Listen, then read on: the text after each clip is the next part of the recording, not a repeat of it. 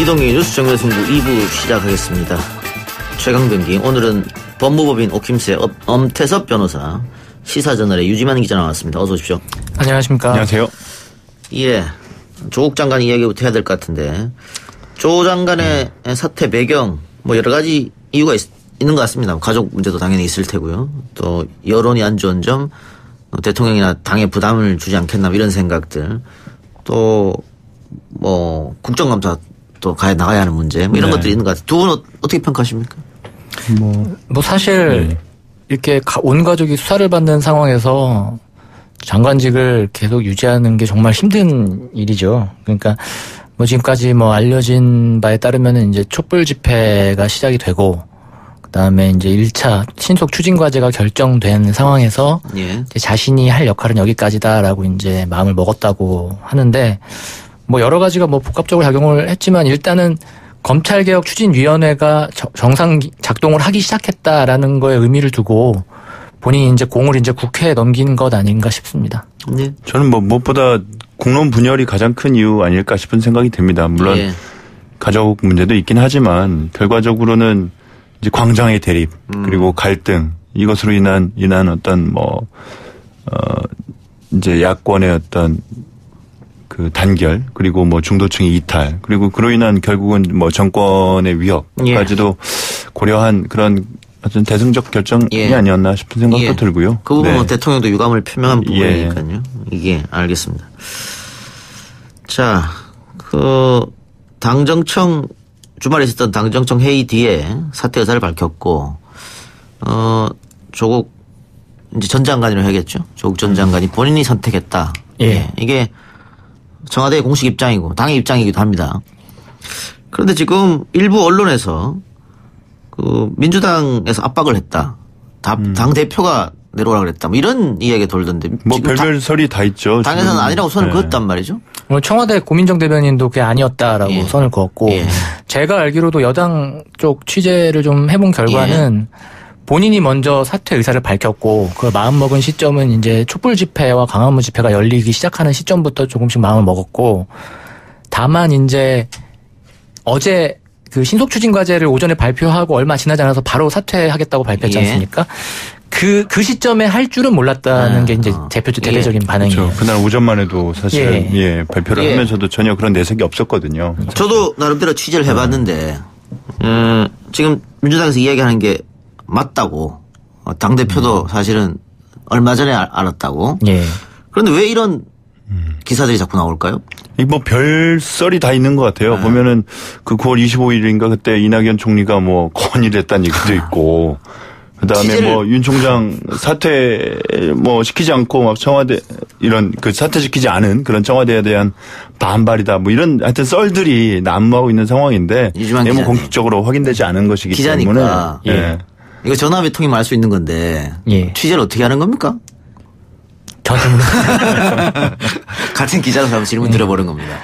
일단은 뭐 드러난 얘기를 일단은 뭐 신뢰할 수밖에 없는 상황이고, 청와대의 공식 발표가 아니라고 했기 때문에 뭐 지금으로서는 뭐 추측 외에는 뭐 물론 여당 내부에서는 이렇게 조국 장관 전 장관을 둘러싸고 생기는 이런 뭐 상황들이 대해서 이제 청와대가 좀 정무적 판단을 했어야 되는 거 아니냐라는 뭐 의견이 있을 수는 있습니다. 뭐 그 과정에서 나왔을 수는 있지만, 제가 알아본 바에 따르면은 뭐 날짜까지 줘가며 사퇴를 압박했다. 이거는 좀 거리가 멀어 보입니다.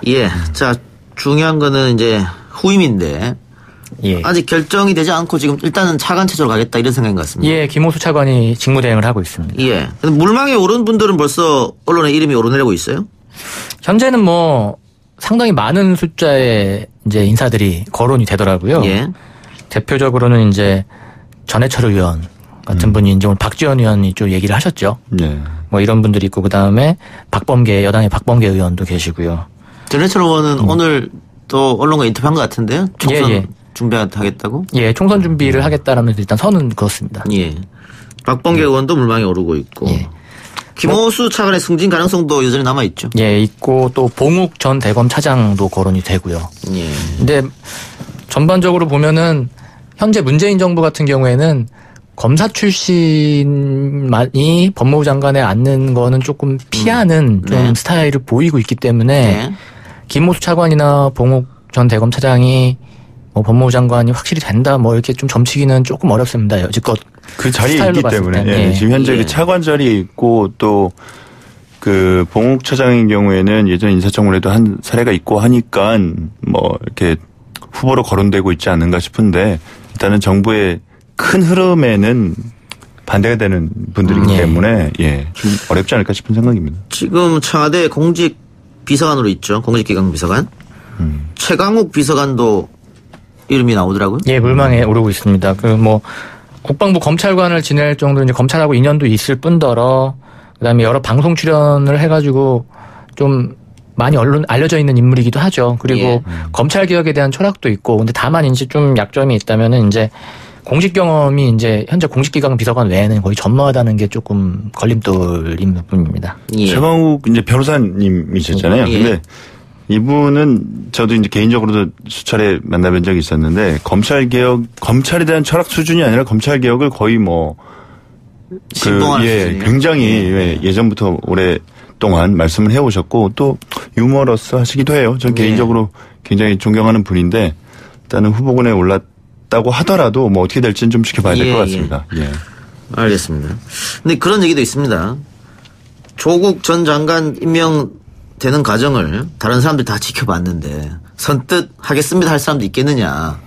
그게 문제입니다. 무섭죠. 무섭죠. 또 뭐 검찰에서 털고 고소고발 들어왔을 때 청문회 가서 또 뭐 그런 망신을 당하고 누가 할 수 있겠느냐 뭐 이런 얘기도 있는 것 같아요.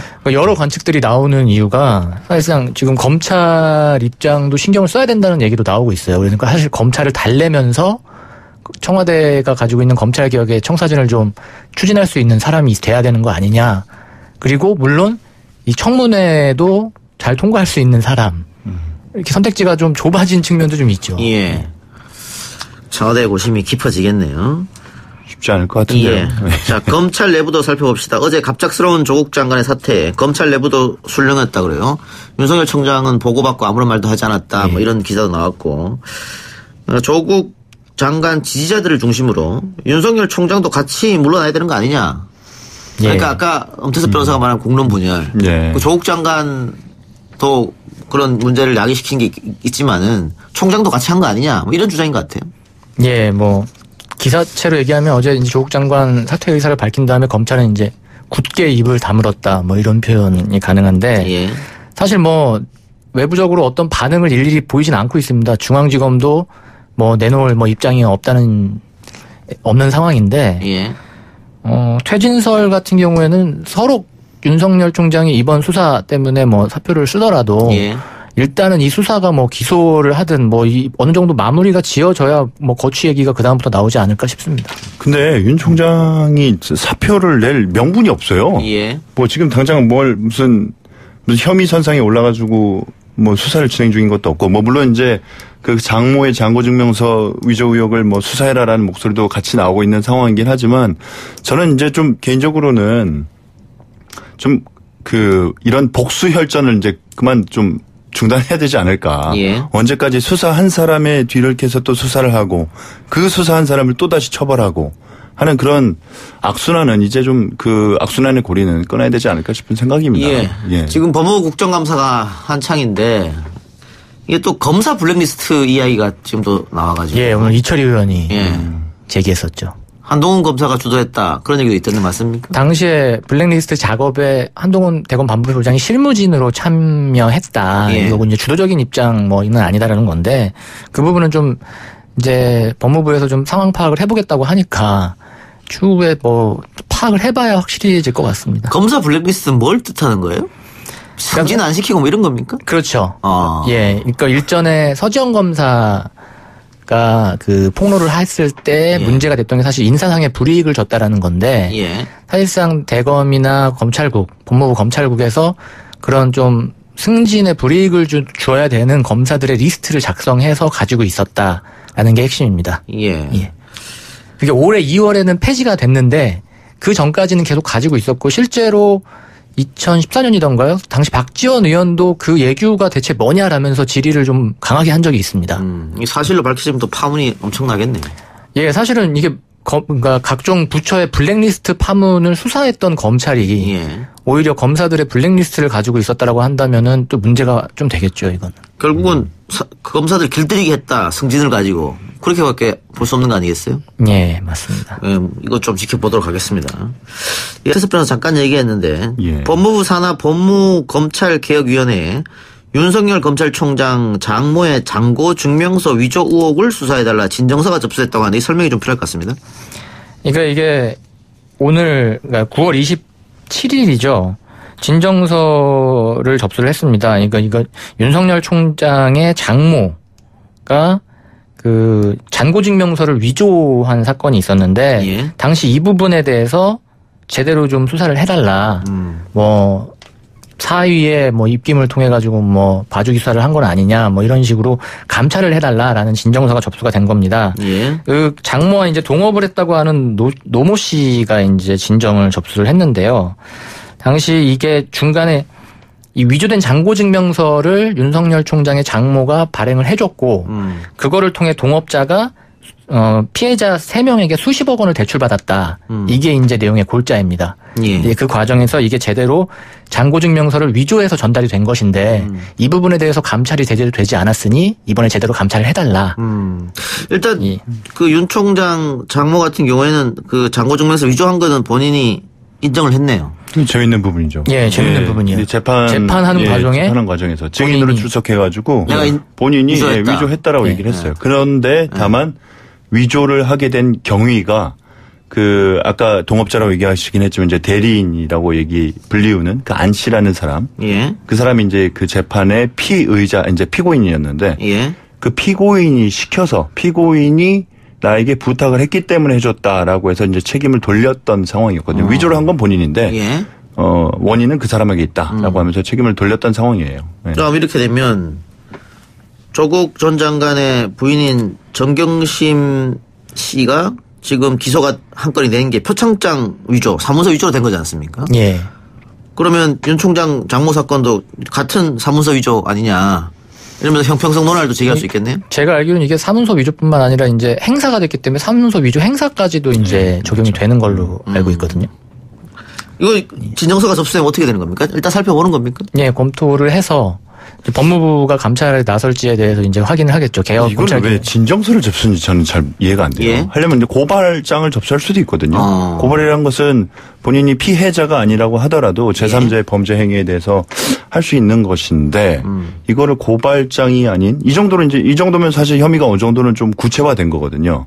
근데 고발장이 아니라 진정서를 왜 이 재판까지 했다면 한번 고발해서 끝난 사건 혹시 아닙니까? 그래서 다시 한번 봐달라 진정서를 낸 것 같기도 하고. 그 사실관계까지 제가 파악은 못했습니다만은. 네. 알겠습니다. 이것도 한번 좀 지켜봐야 될 것 같네요. 법무부가 어떻게 움직이는지.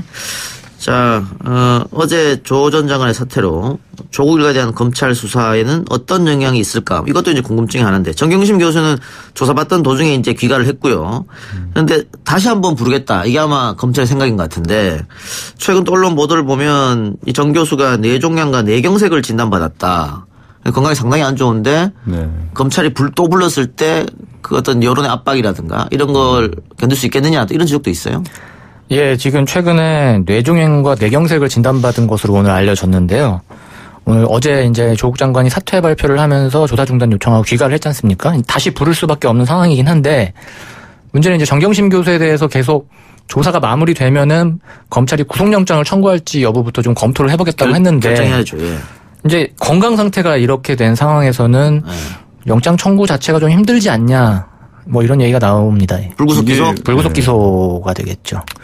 이 지금 앓고 있는 질환들이 사실 그 과거 지금 갑자기 생긴 게 아니라 과거에 어떤 범죄 현장을 벗어나기 위해서 이렇게 도망하는 과정에서 이렇게 추락해서 발생됐던 사고였던 것 같아요. 그러니까 사실 갑자기 드러난 어떤 뭐 질병이라든가 그 수사를 회피하기 위한 그런 뭐 변명이라든가 이런 것들은 아닌 것 같고 그렇기 때문에 결국은 이제 범죄의 중대성 그러니까 도피 우려라든가 아니면은 뭐 증거인멸이라든가 이런 것들은 일단은 현재로서는 뭐 거의 없어진 상태고 더더군다나 강제 수사를 뭐 수차례 했고 굉장히 대규모의 수사관들이 파견이 돼서 했었기 때문에 그 부분에 대한 우려보다는 범죄 중대성 부분인데 중대성 부분에 대해서 수사가 지금 뭐 진척이 계속 제대로 이루어지지 않고 있다고 한다면 불구속 수사가 또 원칙이기도 하고요.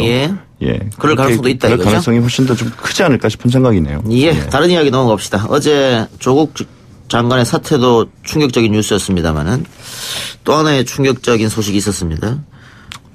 아이돌 가수이자 방송인으로 활동해왔던 설리 씨가 사망한 채 발견됐다는 뉴스였는데 지금 경찰은 일단 설리 씨가 극단적인 선택을 했을 것이다 이렇게 판단하고 있는 것 같습니다. 우울증을 앓았다는 이야기도 있죠. 평소 우울증을 좀 심하게 앓았던 것으로 알려져 있습니다. 우울증의 원인이 여러 가지 있겠습니다만은 이 악플이 원인이 됐다 이런 분석도 있던데요. 그렇죠. 악플이 가장 큰 원인이 아니었을까 싶은 생각입니다. 저도 최근에 몇 안 되지만 그 유튜브라든가 올라온 영상들에 달린 댓글들을 보면은 스트레스를 받는 경우가 있는데 이분들의 경우에는 더 진짜 수만 개의 댓글들이 있고 게다가 아직 나이도 젊고 하기 그렇죠. 때문에. 거기다가 또 지금 제가 맡고 있는 연예인 그 명예훼손 사건들도 몇 개 있는데 그분들이 공통으로 호소하는 내용들을 보면 진짜 못 살겠답니다. 잠도 제대로 이루지도 못할 정도의 극심한 스트레스와 고통에 시달리고 있거든요. 그래서 정말 이 문제가 우리가 처음 겪는 일은 아니고요. 그동안 많은 분들이 또 이런 문제 때문에 스스로 목숨을 끊는 경우가 있었습니다. 그래서 익명성 뒤에 숨어서 악플을 이렇게 다는 거 이건 좀 자제해야 되지 않겠냐. 그래서 인터넷 실명제를 하자. 그런 얘기가 있었습니다만 또 표현의 자유와 부딪힌다. 안 된다. 늘 부딪혔던 이야기거든요. 그거는 고등학교 수능에도 나오는 문제이기도 하고 아주 오래된 논란이고 갈등이고 정답이 없는 부분이기도 합니다. 그런데 저는 적어도 이렇게 사람이 정말 스스로 목숨을 끊는 지경에까지 이르는 그런 정도 수준의 악플이 지금 사회적으로 문제가 되고 있다고 한다면 전 적어도 이 표현의 자유 정말 당연히 중요하죠. 헌법에 명시되어 있는 기본권 중에 하나이기도 하고. 근데 그와 같은 표현의 자유는 사실 자기가 뱉은 말에 좀 책임을 질 수 있는 사람들만이 누릴 수 있는 권리라고 저는 생각을 하거든요. 인터넷 실명제 찬성입니까 그러면? 저는 찬성으로 돌아섰습니다. 돌아섰습니다. 최근에. 유 기자? 저는 아직까지는 찬성은 아닌 입장입니다. 그러니까 왜냐하면 오히려 지금보다 더 어지러운 시기보다는 최근에는 많이 순화하려는 움직임도 있고 그런 캠페인도 많이 진행이 되는 걸로 알고 있는데 이게 참 답이 없는 문제기는 해요. 답이 없죠. 진짜 계속 부딪히는 문제기는 한데 또 이게 인터넷 실명제를 또 했을 때에 또 표현이 또 위축되지 않을까 하는 거는 좀 우려됩니다. 전형적인 말론이기도 한데 근데 이게 사실 좀 실효성의 문제도 있어요. 실명제를 설사 한들 이미 이제 포털은 국내 포털뿐만 아니라 구글 유튜브라든가 인스타라든가 페이스북 같은 그런 해외 포털들이 이미 시장을 점유하고 굉장히 많이 점유하고 있기 때문에 국내 법으로 규제한다고 하더라도 그 해외 포털에 달리는 댓글들을 규제할 수 있는 방법은 현실적으로는 없습니다.